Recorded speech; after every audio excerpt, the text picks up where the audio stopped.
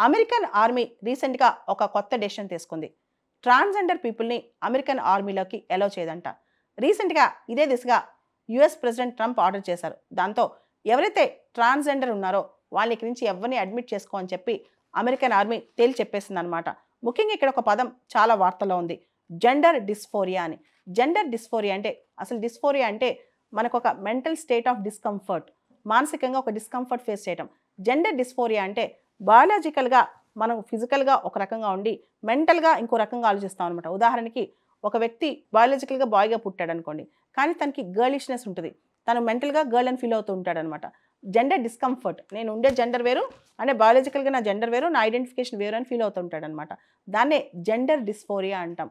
ఇలా సఫర్ అయ్యే వాళ్ళని యూఎస్ ఆర్మీలోకి రానివ్వని చెప్పేసి అమెరికా కొత్తగా చెప్పేసింది. అమెరికన్ ఆర్మీ వాళ్ళు ట్విట్టర్‌లో కూడా పెట్టేశారనమాట. జెండర్ డిస్ఫోరియా కానీ, ట్రాన్స్‌జెండర్స్ కానీ ఇలా సఫర్ అయ్యే వాళ్ళని మేము అలౌ చేయము అమెరికన్ ఆర్మీలోకి అని.